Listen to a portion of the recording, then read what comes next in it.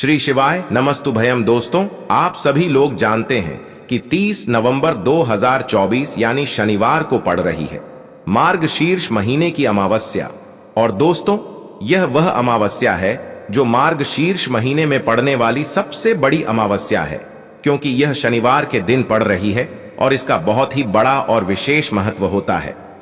पूज्य गुरुजी ने कहा है कि अगर कभी भी मौका लग जाए और मार्गशीर्ष महीने की शनिवार अमावस्या को पड़ जाए तो आप लोगों को 4 काली मिर्च के दाने का उपाय तो अवश्य ही करना चाहिए। इन दोनों का संयोग बहुत कम आता है और इसी के साथ में गुरुजी ने अपनी शिव पुराण कथा में बताया है कि इस दिन आपको शनिवार अमावस्या तो आपको अवश्य ही करना चाहिए, क्योंकि ऐसा दिन पूरे साल में सिर्फ एक ही बार आता है। और दोस्तों, आप सभी लोग जानते हो कि शनिवार अमावस्या का अगर सबसे बड़ा कोई उपाय है तो 4 काली मिर्च के दाने वाला उपाय है। तो दोस्तों, इस अमावस्या के दिन आप लोगों को इस 4 काली मिर्च के दाने वाला उपाय को जरूर करना है। बहुत सारे लोग होंगे जिन लोगों ने इस उपाय को ना किया हो, मतलब पूरा साल निकल गया, उन्होंने किसी भी दिन इस 4 काली मिर्च के दाने उपाय को ना किया हो। पर दोस्तों, आपके पास एक आखिरी मौका बचा हुआ है, जो कि 30 नवंबर शनिवार अमावस्या के दिन है। तो इस दिन आप लोगों को इस वाले उपाय को जरूर कर लेना है।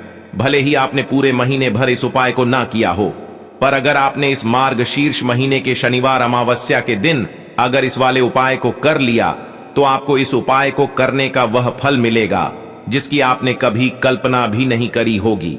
इसीलिए आप लोग इस वाले उपाय को एक बार जरूर कर लेना है, ताकि आप लोगों के हाथ से यह मौका ना जा सके और आपको इस उपाय को करने का फल मिल सके। दोस्तों, यह उपाय पंडित जी ने अपनी अभी की ही श्री शिव महापुराण की कथा में बताया है, जिस उपाय को आज हम आपको बहुत अच्छे से समझाने वाले हैं। इस वीडियो को देखने के बाद इस उपाय को समझने के लिए आपको कोई और वीडियो को देखने की जरूरत नहीं पड़ेगी। तो चलिए दोस्तों, उपाय को शुरू करते हैं। देखिए, यह इस मार्गशीर्ष महीने के शनिवार अमावस्या के दिन यह इतना खास होता है, इतना महत्वपूर्ण होता है। देखा गया है कभी कभी बड़े बड़े पूजा पाठ अनुष्ठान से जो मनोकामना पूर्ण नहीं होते, वह मार्गशीर्ष महीने के शनिवार अमावस्या के दिन एक छोटे से उपाय करने से ही आपकी मनोकामना पूर्ण हो जाती है। और बहुत सारे लोगों ने इस उपाय को किया भी है और उनको इस उपाय को करने का फल भी जरूर मिला है। अगर आप लोग भी इस उपाय को करना चाहते हैं तो आप इस उपाय को पहले अच्छे से समझ लेना, सुन लेना, उसके बाद करना। आपको इस उपाय का फल जरूर मिलेगा और इस उपाय को कर लेने से आपके घर में चाहे किसी भी प्रकार की दुख और समस्या क्यों ना चल रही हो, आपको उसका कारण भी नहीं पता है कि भाई यह समस्या किस कारण से चल रही है। उसका कुछ भी कारण हो सकता है, जैसे पितृदोष हो सकता है या किसी भी तरह का मंगल दोष भी हो सकता है। तो इस दिन आप लोगों को यह वाला उपाय कर लेना है। यह एक ऐसा उपाय है जिस उपाय को अगर किसी विशेष दिन पर किया जाए तो भाई उस विशेष दिन का जो है वह तो हमें मिलता ही मिलता है, पर हमने उस दिन पर इस उपाय को किया है तो हमें उससे भी बड़ा फल मिलता है और फल बहुत जल्दी मिलता है, क्योंकि आप इस उपाय को बहुत ही बड़े और विशेष दिन पर कर रहे हो।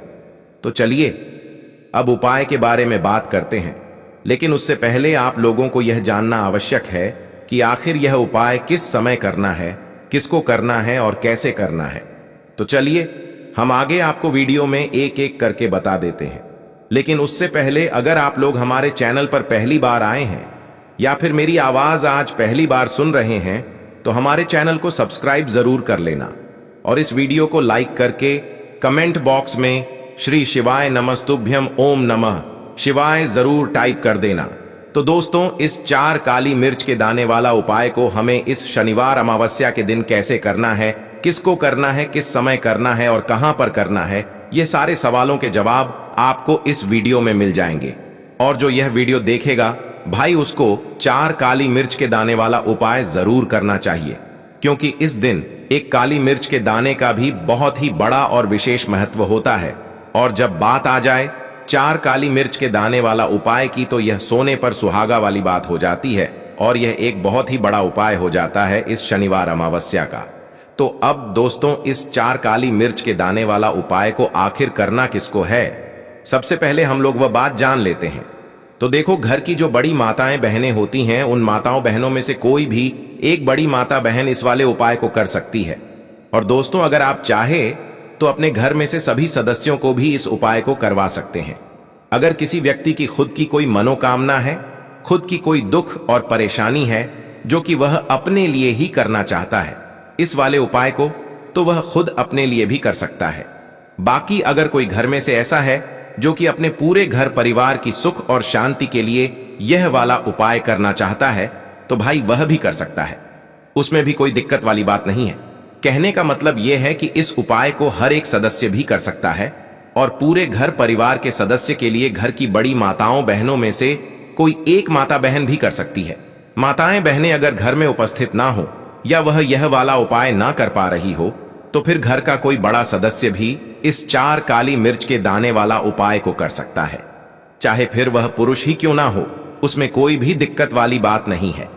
अब दोस्तों, जो अगला प्रश्न निकल कर आता है वह यह आता है इस उपाय को लेकर कि आखिर इस उपाय को हमें किस समय करना है, सुबह के समय करना है कि शाम के समय करना है। तो देखो, इस वाले उपाय को आप लोग सुबह के समय भी कर सकते हो और शाम के समय प्रदोष काल में भी कर सकते हो। अब अगर आप पूछो कि भाई सबसे उत्तम समय कौन सा रहेगा इस 4 काली मिर्च के दाने वाला उपाय को करने का, तो हम आपसे बस यही कहेंगे कि इस उपाय को आप सुबह के समय करेंगे तो ज्यादा बेहतर होगा। बाकी अगर प्रदोष काल शाम के समय भी करेंगे तो भी अच्छा होगा, उसमें कोई भी दिक्कत वाली बात नहीं है। तो अब दोस्तों, जो अगली सबसे बड़ी और महत्वपूर्ण बात आती है वह यह आती है कि सुबह अगर हम उपाय को करेंगे तो हमें कितने बजे से लेकर कितने बजे तक के बीच में करना है, और शाम के समय प्रदोष काल में करेंगे तो हमें कितने बजे से लेकर कितने बजे के बीच में करना है। तो देखो, सुबह जितनी जल्दी हो सके आप उपाय को करने की कोशिश करना। बाकी अगर किसी कारणवश लेट भी हो जाओ, थोड़ी देर भी हो जाए, तो 10 या 11 बजे तक भी आप उपाय कर लेना, पर 12 बजे से ज्यादा देरी ना हो, ठीक है? इस बात का ध्यान रखना। उसके बाद में दोस्तों, अगर शाम के समय प्रदोष काल की बात करें, प्रदोष काल का जो समय होता है वो शाम के 6 बजे से शुरू हो जाता है। मतलब शाम के 6 बजे से लेकर 7 बजे के बीच का जो समय होता है, यह समय प्रदोष काल का समय होता है। तो आप इस उपाय को 7 या 8 बजे के बीच में भी कर सकते हो। मतलब शाम के 6 बजे से रात 8 बजे के बीच में आप कभी भी इस वाले उपाय को कर सकते हो, उसमें कोई भी दिक्कत वाली बात नहीं है। तो देखिए, शनिवार के दिन जो अमावस्या पड़ती है उसे शनि अमावस्या के नाम से भी जाना जाता है। शनिवार का दिन शनिदेव को समर्पित होता है और साल 2024 शनि का ही साल है। ऐसे में जो लोग शनि की कृपा प्राप्त करना चाहते हैं, शनिदेव का आशीर्वाद प्राप्त करना चाहते हैं, शनिदेव के आशीर्वाद से महाधनी बनना चाहते हैं, वो लोग इस उपाय को जरूर करें। अब देखिए, शनिदेव जो है यह कर्म फल दाता है। जब व्यक्ति को दुख और कष्ट देते हैं, उसके कर्मों के हिसाब से तो व्यक्ति अपने जीवन में पूरी तरह से परेशान हो जाता है। उसके पास पैसे की कमी भी होती है, उसके पास कर्जे की समस्याएं बढ़ती हैं, उसके घर में बीमारियां भी होती हैं। अब आपको बता दें कि शनिदेव अगर किसी से प्रसन्न हो जाए, एक बार फिर उसके वारे न्यारे हो जाते हैं। मतलब उसके घर में हर तरफ से धन दौलत बिखरना शुरू हो जाता है। इतना धन देते हैं शनिदेव, इतना सुख समृद्धि देते हैं कि व्यक्ति संभाल नहीं पाता है और उसे अपने भाग्य पर विश्वास नहीं होता है। यह बिल्कुल सत्य है कि शनि की पीड़ाएं बहुत कष्टकारी हैं, लेकिन आपको बता दें कि शनिदेव तो कर्म फल दाता है और व्यक्ति को उसके कर्मों के हिसाब से फल देने का काम इन्हीं का है। लेकिन अगर कोई शनिदेव की उपासना कर ले, कुछ उपाय कर ले, तो शनिदेव अपने उस भक्त को तुरंत क्षमा भी कर देते हैं और उसके जीवन को सुख से भर देते हैं। और अमावस्या का जो दिन होता है, आपको बता दें, यह दिन हमारे पितरों को भी समर्पित है। इसी दिन हम श्री हरि विष्णु और मां लक्ष्मी की उपासना करते हैं। इस दिन मां लक्ष्मी बहुत ही प्रसन्न मुद्रा में होती हैं। साथ ही साथ आपको बता दें कि इस दिन किए गए कुछ उपाय आपके जीवन में ऐसे ऐसे चमत्कार करते हैं जो बड़े बड़े उपाय नहीं कर पाते। बहुत सारी चीजें जो काम नहीं कर पाती हैं, अमावस्या के दिन किए गए उपाय कर देते हैं। तो देखिए, शनिदेव ही हैं जो आपके कष्टों को जल्दी से जल्दी दूर करेंगे, क्योंकि साल 2024 चल रहा है जो कि शनि का ही साल है। और अब विश्वास मानिए, अगर 2024 में आपने शनि को प्रसन्न कर लिया, तो आने वाली आपकी जो 7 पीढ़ियां हैं ना, वह भी अपने जीवन में धन सुख समृद्धि देखेंगी। कभी भी लौटकर आपके घर में नरधनता नहीं आएगी। कहते हैं ना कि पीढ़ी की पीढ़ियां भी धनवान बन रही हैं। इन लोगों की तो पीढ़ी दर पीढ़ी जो धन बढ़ता है वह ऐसे ही लोगों के घर में बढ़ता है जो शनिदेव को प्रसन्न कर ले, अपने पितरों को प्रसन्न कर ले, मां लक्ष्मी को प्रसन्न कर ले, श्री हरि विष्णु को प्रसन्न कर ले। साथ ही साथ घर में अगर वास्तु दोष हो ना, तब भी धन की समस्याएं जो हैं वो उत्पन्न हो जाती हैं। और जो उपाय हम आपके लिए लेकर आए हैं, यह उपाय आपके घर से वास्तु दोष, नजर दोष को भी दूर करेगा और शनिदेव की तो कृपा आपको मिलेगी ही मिलेगी। तो बात कर लेते हैं कौन सा उपाय है और किस तरह से आपको इसे करना है। तो देखिए, सबसे पहले काली मिर्च यहां पर आपको लेनी है। कितने दाने? 4 दाने लेने हैं। बिल्कुल भी टूटे हुए ना हो, खंडित ना हो, साबुत से दाने आपको लेने हैं। एक लेना है कपूर, बहुत ही छोटा सा कपूर का टुकड़ा या कपूर की टिकिया। अगर बड़ा कपूर पूरे है तो उसमें से तोड़कर निकाल लें।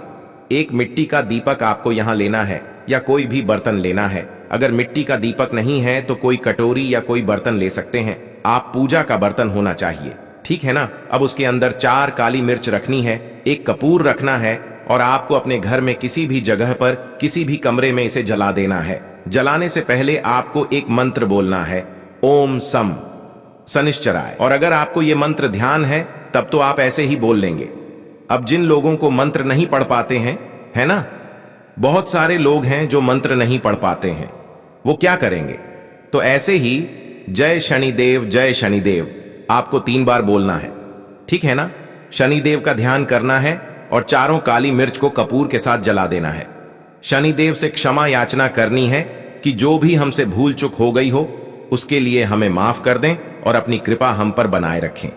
तो देखिए, शनिदेव से हमेशा जब भी आप उनका कोई उपाय करते हैं, आपको हमेशा ही उनसे क्षमा याचना जरूर करनी होती है, क्योंकि हमसे भूल चूक जो भी हो जाती है जाने अनजाने, उसके लिए हमें हमेशा शनिदेव से क्षमा मांगनी चाहिए।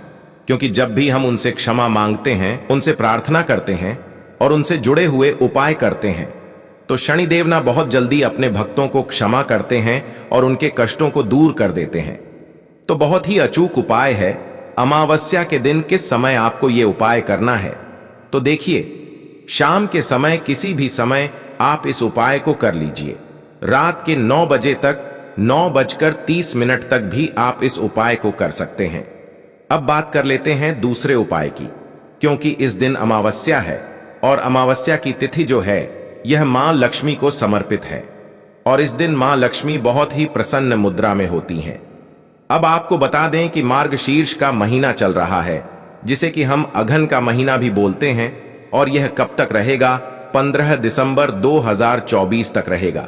यानी यह जो मार्गशीर्ष की अमावस्या है, यह साल की सबसे बड़ी अमावस्या इसलिए है क्योंकि मार्गशीर्ष का पूरा महीना बहुत ही कल्याणकारी है धन संपदा को बढ़ाने के लिए, क्योंकि यह महीना मां लक्ष्मी को ही समर्पित है और ज्यादा समय इस माह में मां लक्ष्मी धरती पर भ्रमण करती हैं और अपने भक्तों की मनोकामना को पूरा करती हैं। भगवान स्वयं गीता में कह रहे हैं कि जितने भी माह हैं, जितने भी महीने होते हैं, उनमें मैं मार्गशीर्ष यानी अघन हूं। तो आप समझ सकते हैं कि यह पूरा महीना मां लक्ष्मी श्री हरि विष्णु को समर्पित है और इस माह में पितरों को प्रसन्न करने के लिए भी बहुत उपाय किए जाते हैं। अब आपको करना क्या है? देखिए, स्थिर लक्ष्मी का घर में वास होगा, कभी धन की कमी नहीं आने वाली। आपके जीवन में हमेशा आपके पास पैसा रहेगा। मां लक्ष्मी को लाल रंग बहुत ज्यादा प्रिय है। आपको क्या करना है?